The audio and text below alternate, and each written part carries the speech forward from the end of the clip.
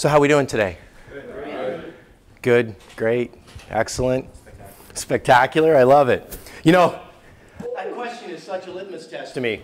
I start with, no problem. I start asking people sometimes, I'm in the store and I'm going to say, hey, how you doing today?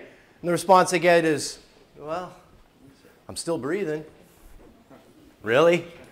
That's your motivation for the day? That's the best you can come up with? I'm still breathing? Sometimes I ask people, hey, how you doing today? Well, all right, I guess. All right, you guess.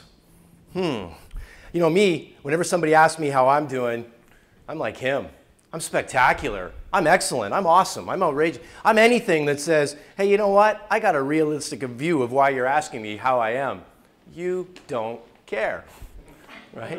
When somebody asks you how they are, and if you stopped and turned them and went, wow, you know, my car just broke down. I think the mechanic's screwing me, and my wife's been spending a lot of time at the neighbor's house. I don't know what that's about. That person would be running like the wind. Okay, that's great. I'll talk to you later, right? How are you is also such a litmus test to me of what you're going to project today, because the reality is we have a choice. Every single morning when you get out of bed, you have a choice to be happy, to be positive, to be fired up, or you have a choice to be a miserable. We'll go stop there. The reality is, I own that choice for myself. I'm the only person that determines if I'm going to decide to have an exceptional day today, if I'm going to decide to have an average day today, or if I'm going to decide that somebody peed in my Cheerios this morning and I just am not going to get over it till the end of this day. And when we come into a store, it sounds so easy to just say, hey, have an exceptional day, but the reality is we have to create that exceptional day for our customers. And sometimes a customer walks in and, to be honest, I'm not feeling all that exceptional. And they say, how are you? And I could say, still breathing. But instead I say, you know what? I'm excellent. Whether I feel it or not, I say, you know what, I'm excellent. Because if I say it, usually I get a warm smile back from them and they say, yeah, I'm feeling pretty good too. And it starts, their positive energy feeds on me. This is all a little bit of karma here. If you project positive, you usually get back positive. And if you project negative, you get back negative. So my choice to have an exceptional day starts within me. And I'm going to make that choice, and it's mine. It's my responsibility. Nobody owns it. Nobody can take it away from me. I hold on to my responsibility of my happiness, my choice to have an exceptional day. I hold on to that like it's gold. I look at it when people want to rob me, because usually when people are in a bad mood, they want you to join them down here. And I say, no, no, no, join me up here, because this is where I want to be today. It's my choice, and you can't take that away from me. And we have to bring that choice to our customer relationships, especially in retail, because retail can wear you out like no other sport or career out there. And we have to be aware that we have to project and provide customers with, and you've heard me say this term in last year's seminar, the exceptional retail experience. We have to be able to provide an experience that's better than going to Walmart. We have to be able to provide an experience that's better than, we all work in motorcycle shops. You've been going to a motorcycle shop since you were 14 years old. You didn't have any money in your pocket, but you just knew, this is a cool place to hang out. I like being here. There's things that go fast. There's cool people hanging around. We have an advantage in having an exceptional day, that we work in a great industry. Every single one of us in this room has a great job. We're in the motorcycle industry, right? You didn't have to cure cancer this morning. You didn't have to span a bridge 3,000 feet or figure out some guy's taxes or pick tomatoes in 130-degree heat. Right? Those jobs all exist. We chose to come to the motorcycle industry because we're here as enthusiasts. And if we're going to be enthusiasts, we got an even better way to be exceptional. And those customers walk in. You may see 1,000 customers next week. But somehow, some way, we have to take 1,000 customers, and instead of looking at that as a batch of 1,000 customers, we have to look at that as 1,000 individual ones. Because every one of those customers doesn't care about the other 999. They care about, what do people care about more than anything else?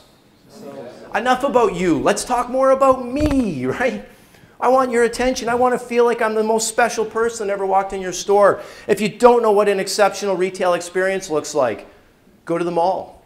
Those are the people that spend bazillions of dollars on fixtures, on lighting right, on training their people how to greet people properly, all those things. Go to a store like REI or Gander Mountain or Cabela's or Specialized Bikes. You leave those places. I'm not a hunter or a fisherman. I'm really not. Nothing against it. It's just not my thing. But for those that are, how many have ever been to a Cabela's? I go into a Cabela's, never hunted in my life. I take pictures of all the animals. I'm all into it, all cool, and this is awesome, da, da, da. And pretty soon I'm walking out with shopping bags in my hand of frivolous stuff that I probably don't need, but the experience sucked me in. I remember the first time I walked into a Cabela's, it was in Minnesota. I drove back to Canada and I told my friends, you gotta see this store, you won't believe it. They've got like an African safari and lions smacking at deers and all this crazy stuff. It sucked me right in. Every time I drive by one now, I gotta stop and take a look. It's an experience. You go to a specialized bike shop, the way that they have all the videos and the way that they explain the parts so well and all the components are displayed so nicely and the sales staff is so well educated and the way that they talk to you, you feel like, man, I could be in the Tour de France this week. This is not realistically, but we have to be able to provide that. And one of the best measuring sticks I see when I walk into a dealership that tells me, are you on track? Are you in control of how your employees approach customers? Or are you flying by the seat of your pants? Is the greeting. And I'm not going to spend too much time on the greeting because we've all been to sales training before and you've heard all the ways of how we're supposed to greet customers and not greet customers, but I got a fun little game I like to do and I screw with my friends because that's just how I roll. My chair in my kitchen table sits and looks right down a hallway, and at the end of the hallway is my front door, and it's a glass door. And sometimes I'm eating and one of my friends will come to the door and I look up and I go right back to eating. Just ignoring them. Then pretty soon I get the louder knocker. I look up, I go right back to eating. And I'm watching them get frustrated. I'm laughing to myself as I do it. And then pretty soon they get angry. And pretty soon they're kicking on the door and they're showing their expressions. Humans by nature are insecure. We hate being ignored.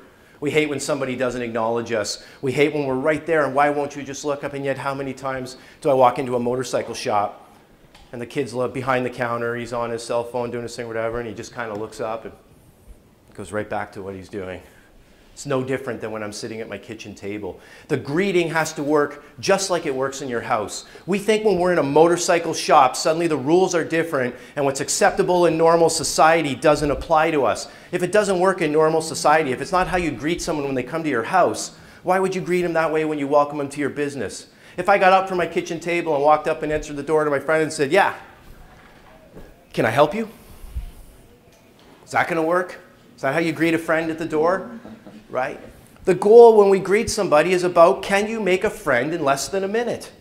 I know this lesson. Every week I fly for a living. And I walk up to the counter and I know my bag weighs 58 pounds. What do you think I'm doing with the person behind the counter for the next 2 minutes while she's processing my ticket? Oh man, you look overworked. This is crazy in here. How do you guys do it? What time are you starting your shift or are you finishing your shift? Oh, what are you going to do after work today? I'm thinking of any conversation I can create that when it comes 2 minutes from now, when she puts my bag on the scale, because I've learned she can do whatever she wants at that point. Sometimes they give you that little smile and then she goes, you're okay, I like you, you're going to get off. If she wants, she could cite Rule 34.931 that clearly states overweight bags weigh $75 charge.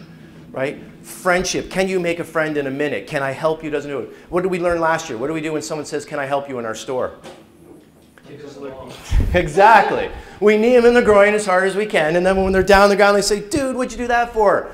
Well, that was sales training 101. Don't ever do that again, and you'll never forget that lesson. Can I help you elicits what response? No. Just looking good. No thanks. Just looking. Every single time. If you don't believe me, go to a shoe store. You're looking at a wall of 400 shoes. The sales guy walks up. He goes, can I help you? And you're like, no, it's okay. I got it. Just looking. And he gets about 20 feet away and you go, oh, wait. Do you have these in a size 9? How come when he walked up and said, can I help you, I just didn't say, yeah, I'm looking for a black Nike Air Cross Trainer size 9. He would have taken those 400 shoes and went, well, I got that one and that one. Would have been that fast. He approached me wrong, lost that opportunity to help me. So can I help you doesn't work. Sometimes I see where you got young kids at the parts counter and they want to treat the store like they treat their buddies. And I walk in the store, I'm like, how you doing? The kid goes, what's up? Okay. I'm all for having fun, but this is our reputation on the line. This is how we have to treat people. People want to be treated a certain way, and we have to differentiate. And there's so many things I see when I walk into a store that are basic indicators that tell me in control of their staff, you have a system in place, you have training in place, and that's the topic of the seminar we're going to talk about today. What is the value of training your employees? Why make the investment to train your employees? And we'll talk about that. Because I had a friend once, he had a business, motorcycle dealership. This is going back to the 90s. and he was struggling, like a lot of us have been in the past few years, and cash flow was tight. We've all seen that in the past few years, and we're running on strained staffs where everybody's the service manager, the parts manager, the guy who washes the bikes, and the guy who goes and gets lunch. We're all on that tight thing, and he'd say, you know, I don't understand it. I'm spending so much money in advertising. I'm taking every bit of profit I have, and I'm advertising, and I just can't seem to get my sales up. And I went to a store to take a look, and I walked in, and the sales guy looked up from the counter, and he said, can I help you? And I went, no thanks, I'm just looking. And I walked away, and I looked at a bunch of stuff, and he ignored me the whole time. And then I walked out the door, and I said, hey, I'll catch you later. And the guy said, hey, thanks for stopping by. And that was my whole interaction. And I explained to my friend, I said, you know, from my perception, this is what I just saw. You advertised to death. You went out and you put flyers out all over town that said, hey, I'm having a party on Friday night. Come on by, come to my party, come to my party. And everybody showed up and you said, oh, by the way, I don't have any beer. Right? Because when you show up to the store and there's nobody to help you and there's nobody to train you, you just threw a party without any beer. And you just spent all the money to get all the people to come to you. And nobody's going to enjoy the party. They're going to leave and say, dude, that party sucked. Right? And when customers show up because of your advertising and they leave and they go, dude, that store sucked. I didn't get anything out of that. That was a horrible experience. They didn't enlighten me. Customers want to be treated a certain way. Saying, hi, how are you from across the store over a parts counter is not how a customer wants to be treated. The opposite holds true. When the customer walks in and you drop everything you're doing and run right by their side and invade their personal space and follow them through the store, it doesn't work, right? It's a fine line. I used to greet people and I'd have the initial greeting. And how do we greet people? What is the right way to greet them? How are you today? Open-ended question. Anything that can't be answered with a yes or a no. It's that simple. How was your summer last year? Yes? Right? Just think of anything. It doesn't matter what your greeting is. Change it all the time to be fresh. Talk about whatever you want to talk about. I bet you they ride a motorcycle. They just walked in a motorcycle shop. There's an easy topic. Yeah, what'd you ride in today? Man, I've been behind this parts counter all day. What's the riding weather out there like today? What's going on out there? Whatever you can do to make a friend in 2 minutes. Salespeople that overwhelm us are the same way. When people come at you and, you ever get that salesperson that just wants to tell you their whole life? Right? The more they talk, the more you're like, dude, I don't even know you. Why are you doing this? Right? Customers don't want to learn about you. Now, you have to be able to carry conversation enough to be interesting, and I tell tidbits about myself, but whenever I'm doing the talking about me, my thought process in my mind is, how fast can I get to the end of this story to ask the customer another question that will make them talk about them? Because I'm like a detective. I'm trying to figure out as much as I can about a customer, any way that I can. Every tidbit of information they give me might tell me who they are, what they drive, what kind of bike you ride. Such an easy question. I used to tell people, hey, you got a picture of your bike on your phone? There it is. You'll learn volumes about that. I've looked at pictures of people's bikes, go, wow, titanium exhaust system, Corbin seat. This guy spends money. He just told me volumes based on a picture. Try to be a detective and learn.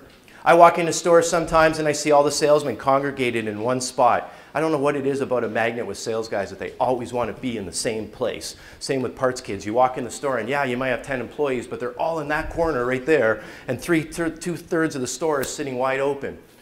Right? It sends a signal to your customer. It tells them they're not in control. This isn't a professional sales staff. The opposite to that, I've walked in stores where it's just eerily dead quiet. You ever do that? You walk in the morning and there's no music and there's just nothing going on. You're like, am I even supposed to be in here? Are they open yet? Right? All those nuances. Look at your store and evaluate. If you were a customer and you walked in, what's your first impression about this store? It even translates to on the phone. I hate any business when I call them, they go, thanks for calling on the power sports, please hold. No thanks. I don't need to hold. Talk to me for a minute before you ask me for a favor, because you're going to ask me for my time. It's a valuable gift. So we have to define and train procedures that make all this happen. And that's not an easy thing to do, and we're going to talk about it a little bit. One of the things I like to do when I evaluate salespeople in a store, I just walk up and, hey, Alvin, I'm going to use you for an example for a second. Sure. Sell me this pen. I know I put you on the spot there a little bit. Yes.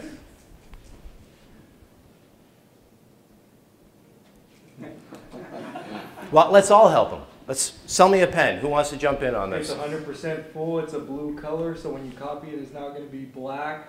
When it comes out of the copy machine, it fits in your pocket. You can carry it, take it anywhere you go. This pen can make you $1 million if you sign the right contract.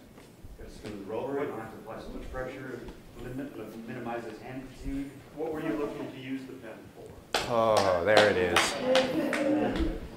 There it is, right? The last thing you want from a customer, thank you. I will take it, by the way. You don't know if I want a fine pen, a medium pen, or a thick pen. You don't know if I want black ink, red ink, or even purple ink, right? You don't know if I want an expensive stainless steel pen or I want a box of 12 of the cheapest possible pens because my employees are going to lose them in a week. Selling starts with questions. Thanks, Sean. Selling starts with questions, right? If you don't ask anybody any questions, how do you know what they want? And we typically, when we don't know that, we rely on a feature benefit dump. Oh, it's got this, it's got that, it's got the other thing. Look at the way the cap comes off. Look at the way the cap goes back on. Isn't that cool? Right? And the customer's going, you don't know the first thing about me. I didn't even want to look at plastic pens today. I wanted to look at $300 Mont Blancs. Right? We have to evaluate first. I'll go back to it again. Questions, questions, questions was the theme of last year's seminar. Questions, questions, questions. Salespeople who ask more questions sell more products. And we have to train our parts kids before you even dare to recommend a product to a customer. You better have asked minimum 3 to 5 questions. Because if you haven't asked 3 to 5 questions, 1, you don't have a friend, because there's no way around that. 2, you don't know what that person wants. You know nothing about them, and you're going to come across as arrogant. That's the definition to me as a pushy salesman. Somebody who wants to sell me something and doesn't even know anything about me and my needs. Needs. You have to create a need when you're selling, and questions lead to creating needs. You have to define and train all these procedures. It's the only way you're going to beat the internet. Relationships. It was said in an article I just read, customers or stores that don't form personal relationships with their customers are bound to become a fitting room for Amazon.com. Does that frustrate you guys when that happens? Probably the most frustrating thing we deal with right now, right? Customers come in and use this as a fitting room, and we know where they're going with it. And I hate to break it to you, it's going to happen from now until the future. We're not taking the internet away. It's here to stay. So the reality is, how do we maximize making that guy not do that? I had in 2004, I used J.D. Powers to ask the market this question. Where do you want to buy your motorcycle gear, parts, accessories, anything that's not the bike? 92% of the customers said, I want to buy it at the motorcycle shop where I bought the bike, of course. Okay, so then why did only 47% of you do it? Where's that big disparity gap coming in? You say you want to go to the store, but yet you went to the internet. Why? Number one answer I get back, not price. Price had nothing to do with the internet. I know we're stunned when we hear that, but it's not price that's beating you. It's selection, it's service, it's product knowledge. I go to the internet, I can find the top Arai. It's probably in stock, or at least I have the illusion that it's in stock. And I can learn about that helmet. When the time I'm done with this website, they'll probably have a video that shows the helmet being taken apart. It'll show me how all the visor system works. There's a great features benefit list. There might be a page where I can compare models and see what the advantages and disadvantages. I might be able to compare it to other brands. Can your parts kid do all of that? Right? Because that's the competition. That's the level of the bar that you're at. That kid has to be able to come in and do what the internet does, or the customer's going to say, I don't need you. I can do this in my underwear at home. It's effective for them to do in their underwear. We have to take control. And the internet is just one of those things, one of those variables that we want to get angry at and blame. And we can list it in our excuse list for why we didn't make the sale. Oh, the kid's just going to go to the internet. Oh, the weather's bad today. Oh, my floor traffic's down. All these things we can blame. Oh, the luck just doesn't seem to be coming my way. We can blame all these things, but I'm going to ask you if you're going to rely on those. The question I'll ask you is, do you believe you're in control of those things? Or do you believe the world just happens to you? Because that slight difference in attitude, hang in hope, don't put any investment in training, and just somehow hope that that magically gels into sales, versus coming up with strategies to make that an effective, exceptional retail experience for your customer. Coming up with training to make sure that when your customer walks in, they consistently get that. You are in control of those things. It's not easy though. How do you teach your employees to create an exceptional day for a customer? Well, first off, you got to be determined. It's not easy, that's for sure. It's a constant evolving process. We have to set goals. We have to set goals a certain way. I would never say to my staff, look, I'm hoping to sell $5,000 today. They're going to hit $5,000, go, yep, we won. We're done today. How do you change the wording? Hey, we're going to sell at least $5,000 today. And then from there, let's see how high we can get above it. That simple change in wording puts the goal, the sky's the limit. Employees like goals. The #1 reason employees leave jobs is because they're not challenged. And that comes from monster.com, and we'll talk a little bit more about that down the road. We have to focus on the how. The how is very important. I can come up to an employee and say, hey, you know what? Your sales are down. I need you to sell more. What did I just tell him? Yeah. What's he going to change tomorrow? What's he going to do differently? Nothing. He's going to take the same thing he always does and try harder with it. Right? Insanity defined, using the exact same plan and trying to come up with a different result. If I'm going to tell him I want him to sell better, I have to get specific as to what actions are you doing wrong, what actions are you doing correctly. We don't have to ask for permission to be acceptable. I wouldn't walk up to a customer and say, hey, you want a bottle of water? He's going to be polite and say, no, thank you. They're intimidated at that point. I may walk up and say, hey, here's a bottle of water. It's hot outside. Enjoy your shopping. I didn't give him a choice. I made a decision that I'm going to change his shopping experience, and I just imposed it on him to a point. We have to make sure we're maximizing every opportunity.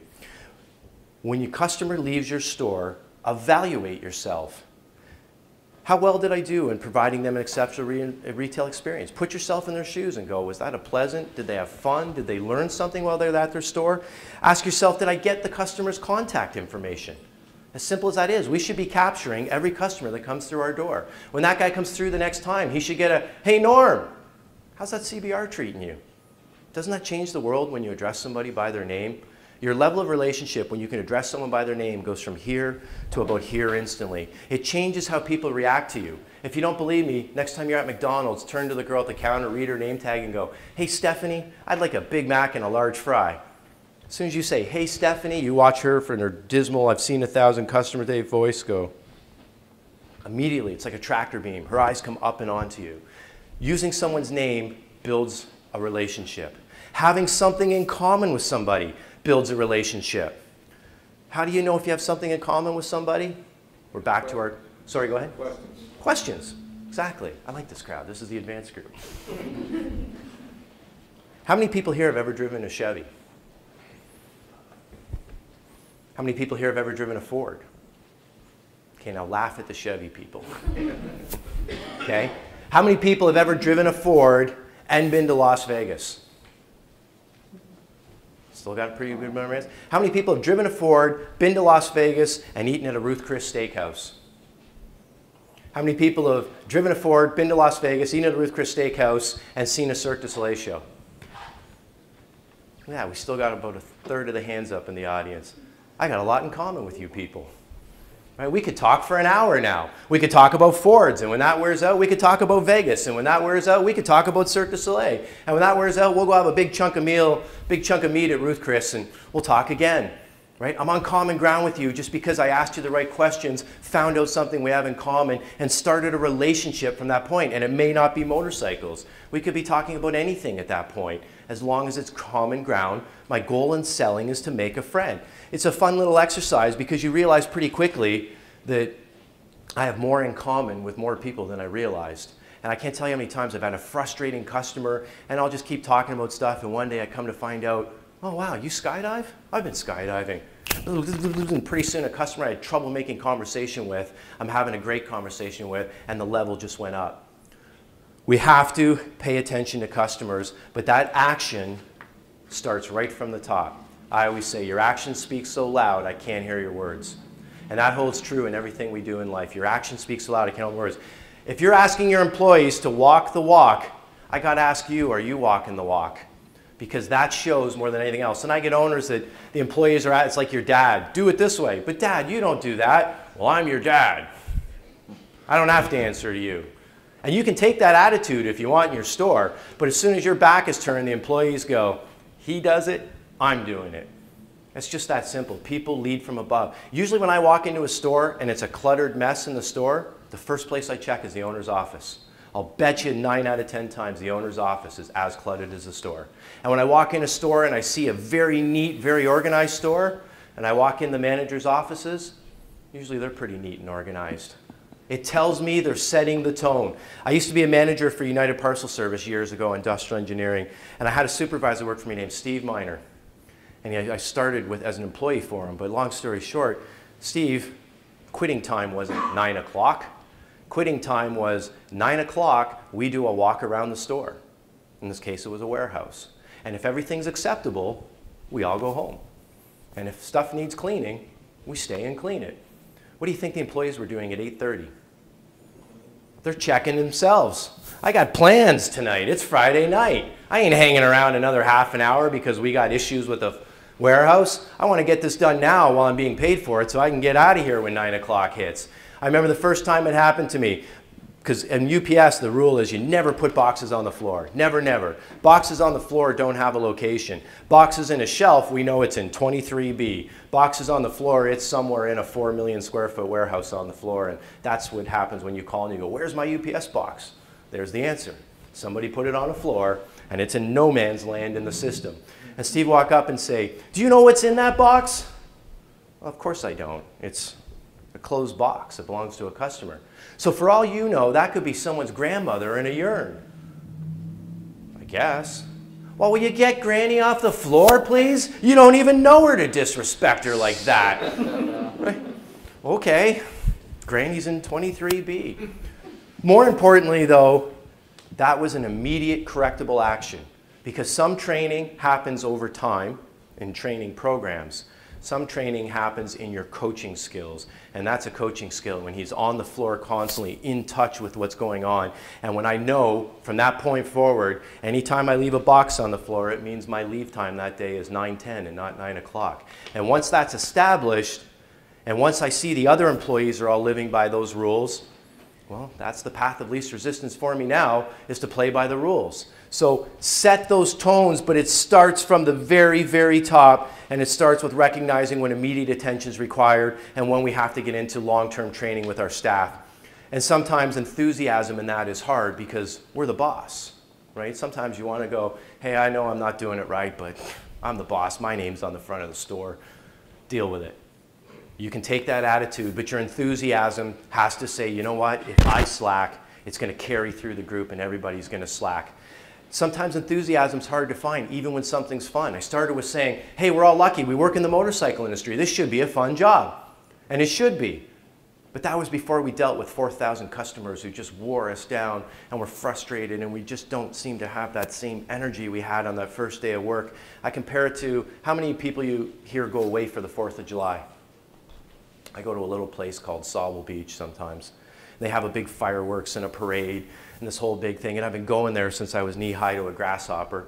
And long story short, about 5 years ago, I was getting ready to go to the trip, and I thought, you know, the traffic's always heavy going up north. It's a long weekend, and I don't feel like packing all the car up. And the kids we bring along, they always fight the whole drive. And by the end, I'm just ready to not, you know, I just don't want to do the 4th of July this year. And another year went by, and I said, you know, I'm just going to stay home again.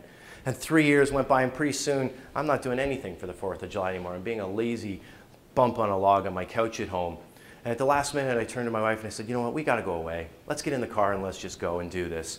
And as I got there, I hadn't been there in 3 or 4 years now, and it was like I was a kid again. I'm like, man, why did I not want to do this? This is fun. I'm having the time of my life. These are the moments I remember when I talk about holidays. This is what it draws from. But I forgot how much fun it was, and I focused on the work it was. And anything in life that's fun and rewarding is because there was a work involved. There's nothing rewarding in life that you didn't have to work for. And that's the same with success and results. If you're not working for it, it doesn't mean anything when you win it. But if we focus on how the drudgery of the work can be instead of the fun of the results, and that's hard to do sometimes because sometimes you got to dig deep to pull that. Enthusiasm comes from within. But we have to lead by example. And leading by example means this to me. We're in charge of the end results, essentially. If you don't own your employees' results, if you don't take your employees' results as your personal success, then you're not in control. And the way to own the results, if you measure it, you can improve it. If you can measure it, you can improve it. If you're not measuring something, you're shooting in the wind, hoping things to get better. And I hear dealers say all the time things like, oh, I'm really having trouble with my margin. I just can't seem to keep it up there. Well, what are you measuring that's margin related that goes back to your sales force? I can't get my employees to cross-sell. What do we measure for cross-selling? Items per sale, lines per invoice, items per ticket, whatever you want to call it, it doesn't matter. But you have to show your employees that it's important to you. Because if it's important to you and you care, then it's important to them. And if they see that you don't care, well, why should I care about it? If you can measure it, you can improve it. So if I want to improve my cross-selling techniques, I start measuring lines per invoice. How many know the store The Source? They have an interesting way of commissioning their salespeople. You put one line on an invoice, 0. You're not getting anything on that sale. You didn't make that sale, I did. I built this building. I ran flyers in the weekend. The guy came in with the flyer and said, I want this. You had nothing to do with that first sale. Put 2 lines on the invoice, I'll pay you 2% on the whole sale. Now you're selling. Now you're adding on to that. You put 3 lines on the invoice, I'll pay you 3% on the whole sale. You put 4 lines on the invoice, I'll pay you 4% on the whole sale. They push cross-selling, and you go to The Source, you can tell because the kid is constantly asking you, do you need batteries with the radio? Do you need a cleaner with the gun? Do you need it? They know they have to ask questions to get those line point per invoice up because they know that it's being tracked. And that's another thing we want to talk about. If you can measure it, you can improve it, but you can also track your salespeople and make them compete. Because people that are driven A-type personality salespeople, they want to compete. They're a racehorse sitting in the barn. They don't want to be in the barn. They want to be out running and competing. And they want to see where they rank and rate. And they want to see that they're at the top of the pile. We have to measure to improve. I get people that say, I can't sell a rise. They're too expensive. I can't sell anything expensive. I've got this cheap, cheap, cheap customer. Do you have a cheap customer? Or can your salespeople do they not have the confidence to pull out an array, talk array, know about array, and make that sale? Right? They're 2 completely different things. So how do we know if they can or they can't? Well, let's start measuring them. The measurement's simple. It's average cost per invoice. What's the total cost of the invoice divided by how many lines on it? That's our average item sale. And if we measure it and make our employees compete on it, it will improve. I've seen stores, if you're not measuring anything, I'd be willing to bet that your lines per invoice or items per sale, your cross-selling ability is somewhere around 1.1 to 1.5. Usually when I walk into a store that's just running blind, that's about the average I see. And then they start measuring it, they make it important, they train their employees how to cross-sell, because cross-selling is about asking questions, and we teach them to ask 3 to 5 questions and make similar items and let them know it's important to us, so we're going to measure it, and they're going to be ranked, and they're either going to be last on the list or first on the list. And we all know as employees that if you want to be a long, successful career salesman, you just be in the top half of that list all the time. So it gives them a reason to be motivated. And if we can measure that, pretty soon we'll see our turns or our lines per invoice go up as high as I've seen 1.1 turn into 1.4 in less than 2 months of doing it. That's a 30% sales increase. I've seen our average ticket sales and accessories go from about $200 to almost $300. Again, that's a 30% sales increase. And that can happen just by measuring those things, making them important to you. Closing ratios to door swings. Customers added to your Facebook page is something I measure on my employees. In our office, I give an employee $1 if they manage to walk a customer over to the computer and add them to our Facebook page. That's worth $1 to me on their check. Why? Because I just paid $1 to have a customer that's now in line with my store, that now knows when I'm doing launches, that now knows when I'm having specials, that I now have a better relationship with that customer, and it cost me $1. And my employee has a better relationship with that customer, and it costs me $1. And it tells them that, hey, social media and having relationships with my customers is important to me. Is it easy?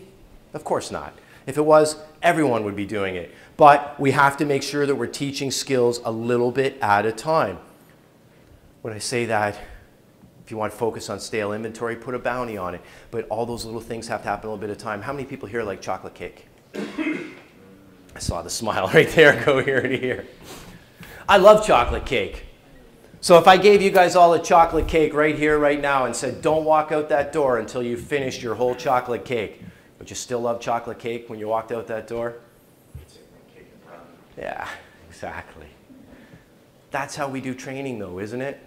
Here's a whole cake, man. Stuff that baby down. I want you to do this. I want you to do that. I want you to do the other thing. And da, da, da, da. Pretty soon the person's so overwhelmed. And as much as I love chocolate cake, pretty soon it gets too rich and I just can't handle anymore and I shut down. And that's part of training. We have to break training into small, single piece, because you can eat a chocolate cake over the course of a week if you work at it, right? A piece here, a piece there, a piece there.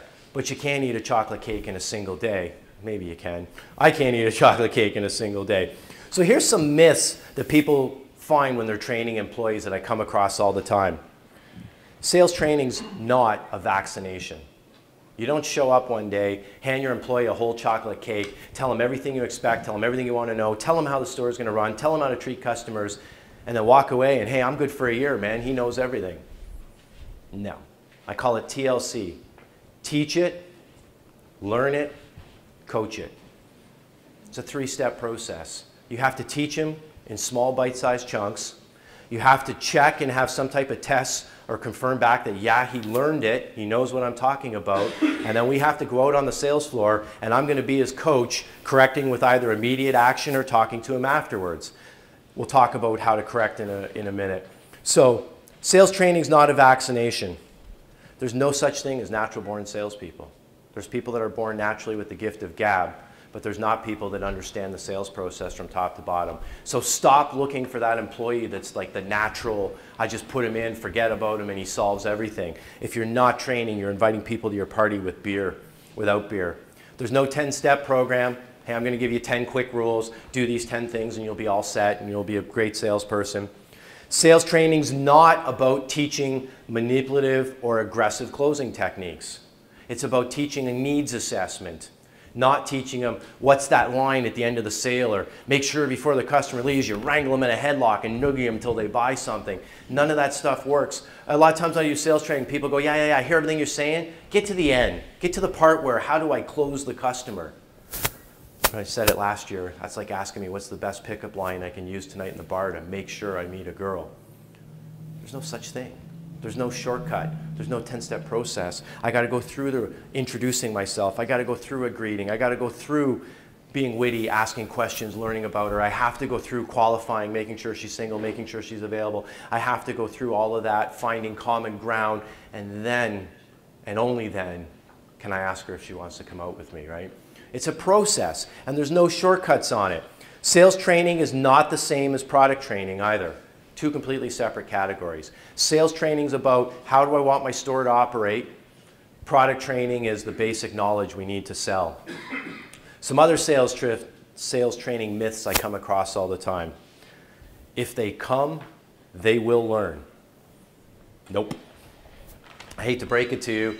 There's maybe 50 people in this room. There's about 30 of you that are already checked out. And that's okay. I'm cool with that. But some of you are already thinking about problems back at the store. Some of you are already thinking about what you're going to do tonight at the party. Some of you are sleepy and kind of tuning in and tuning out. And that's all right. Some of you are into this.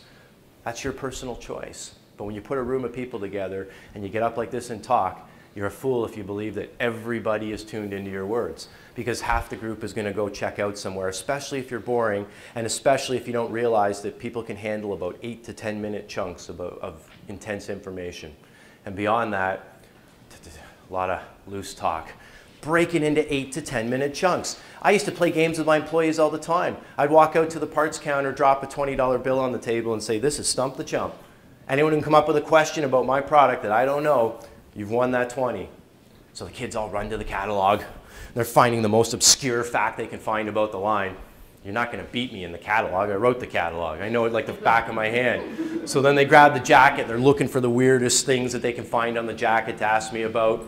In the meantime, they're learning, right? We have to find ways to make it fun and more digestible than squawking at somebody. Figure out ways to play games. Make it interesting. Make it somehow that they'll digest, because if we're having fun, we're more open to learning, that's for sure. Games, participation, anything that refreshes that, and especially if you can get them physically engaged, touching product and actually on the floor. Here's another myth when you put together a room and do training like this with your employees. If they hear it, they'll remember it. Right? Here's the reality of the situation. And again, I got a nice room of people here. But 1 hour after this seminar, 1 hour after it, you're going to forget 50% of what you heard here today. Just the nature of what it goes. And some people, I get people all the time, they're like, dude, that seminar was awesome. It was so good. I learned so much. And I'm like, really? I watched you. You didn't take a single note, and you got all that. And it took me 4 hours to memorize this, and you banged it out in 45 minutes, and you got all the material down. Perfect, right? People believe they can remember more than they can. So you're only going to hold 50% within an hour. Here's where it gets even crazier. You're going to go out tonight, have fun at the party, have a couple soda pops maybe. Tomorrow morning you're going to wake up, and when you get out of bed tomorrow morning, 87% of what you heard here today, gone. So when we do training, that's where the repetition comes in. That's where the coaching comes in. Don't think just because you told your employees something, they heard it. And then here's the crazy part, the last myth that really will drive you bonkers. If they remember it, they will use it. Not if they're not required to. And that's the reality. Think of all the times in your life you've gone to a good sales training or a good seminar. You leave Anthony Robbins, you feel on top of the world. I'm number one. Anthony told me I'm special. I feel good. I can tackle anything. And then that was on Friday. And Monday morning you show up to work and there's fires everywhere and it's knee deep in problems. And the first thing you do is go, oh, I don't have time for that right now. I got to fix all this. And you go right back to what you were always doing. Right? We see it all the time. Action takes exactly that. It takes coaching. It takes you as the boss deciding there's going to be action here. Come Monday, this way of doing things is not acceptable. Here's how we're going to act. Right? If they remember it, they will use it. While people naturally resist change and people naturally fall back into old behaviors unless they're pushed or motivated into doing it. And we'll talk about that, motivating employees. Because positive reinforcement goes much further than constantly being the boss who's yelling at people. And not only that, that's stressful and it's negative energy and it'll wear you down. But the reality is we have to start using positive reinforcement because your successful people that are driven to learn, that want to change, that want to do it, they're going to ask you the question, what's in it for me? Right? What do I get out of this if I do all this for you? And you have to be able to show them the advantages of being an educated salesperson. They'll make more money. They'll have more opportunities. They'll be the guy that will get promoted. All those things are possible if you're that guy. And if they believe it, positive rewards will go far. Positive reward isn't just handing the guy a raise and walking away. That's for sure. You know what happens when you give an employee a raise? And I'm not saying your employees don't deserve raises. Don't run home and take away all your raises. But normally what happens is you give them a raise. Okay, you're making $10 an hour. You're doing a great job. We're going to move you up to $12 an hour. That's a 20% increase. The kid goes home all excited. This is great. I got a raise. And he takes his girlfriend out to dinner that night, and they celebrate. Yeah, I got a raise. 2 months later, he's readjusted to that new income level, and he's back to being the same disgruntled employee that he was before, just now you're paying him more, right? Usually what I would do is instead of taking $10 to $12 or whatever those numbers are, I might make $10 to $11.50. And I'm going to hold a reserve fund that I'm adding up so that at the end of the month I walk up and I say, hey, you know what? Your sales are doing really good this month and I want to take you to dinner. Let's have pizza tonight for lunch, or let's do it. People remember that stuff way more than they remember a raise. People remember personal acknowledgement. Your employees are all craving personal acknowledgement. And when you walk up and you say, hey, you got a raise, yeah, it's personal acknowledgement for one day, but it wears off fast. When you walk up every time, you have to celebrate your employees' victories. When you walk up and say, hey, we're going to celebrate because you're doing a good job. And I'm going to take time out of my day to have lunch with you and tell you how good of a job you're doing, and I'm going to buy you lunch. And the employee goes home and says, man, my boss is awesome. I got a raise, and he likes me. He tells me what I'm doing, and we celebrate when I win. And every time you have that, you're refreshing that employee into, I'm doing the right things.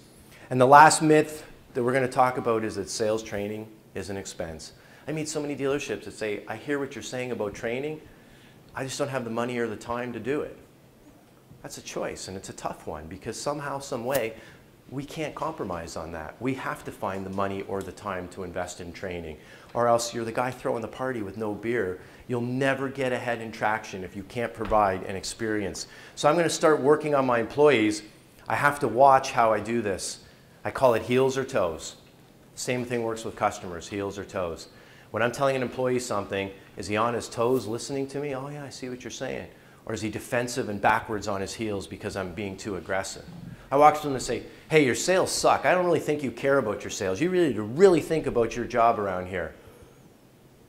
Is that going to help them improve? It makes us feel better because we're angry. And it's okay to be angry.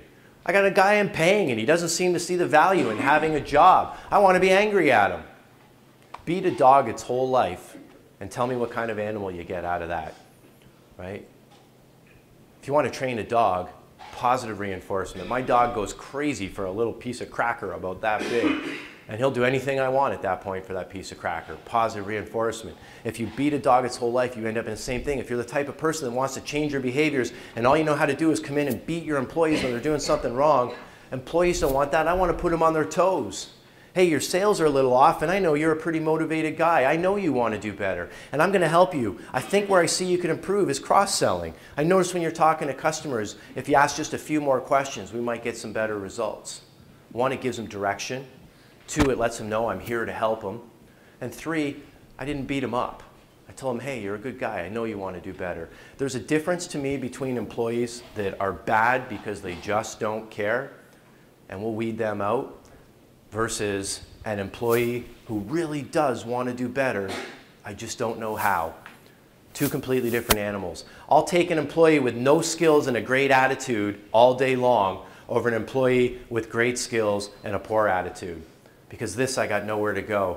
Give me some time, I'll make this into better than that, right? It's an investment of time. Attitude sets everything. And attitudes, bad attitudes, poison teams, right? Think about when we have a team environment.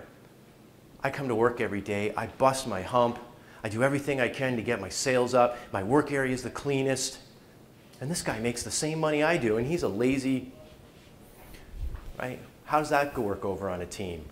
Eventually, does he come up to my level, or do I go, I'm sick of doing this, I'm sick. But yet, as bosses, we tend to lean on our most capable employees. I've been in this situation before where I'm like, why do you always come to me with all the hard work? Well, you're the one that's capable of doing it. Oh, great. So because I'm the most capable, enthusiastic, willing to work for you guy, I get all the crap jobs while he gets to sit at the counter and do nothing and get the same check as me? I don't know if I'm cool with that. Burnout will result. Team goals, if you want team environment, you have to focus on team goals. And depending on the situation, you have to assess this. Is the goal team-based or is the goal individual-based? Team goals are really good for driving people to work together, paying results as a department or paying results as a shift. I remember when Chrysler first built the Dodge Viper, the big thing was you got the plaque in the glove box and it told you the 8 people that built your car down the assembly line. And the union actually caved and said, we're going to change how we do the rules so that we reward them as a team for performance. And Ford tried the same thing with the Ford Pantera, except the union said, no, no, no, rewards go by seniority and nothing else. So you had this team, but secretly they're individuals, versus a team that's working together. And it's just like racers on a teammate. I want to beat everybody else, but more importantly, I want to beat my teammate first and foremost, right? Same thing with a team. When you have a team that looks like they're gelling, but secretly they've got individual agendas, reward systems have to reflect the results we want. And if it's a team-based reward, we have to reward as a team. If it's an individual-based reward, we have to individual-based. But again, we know we have to measure something to improve it. Building an effective team, there's some poison that comes into the mix. That's one poison, having workers at a lower level than others. Another poison, we all see this in our dealerships, especially because of the age category we hire, drama, right? Becky's sitting in my chair. Ah! All those things, guys, girls, the drama of young employee, parts counter age employees drives you nuts. My most effective words for drama, my most effective way to stop it is just that.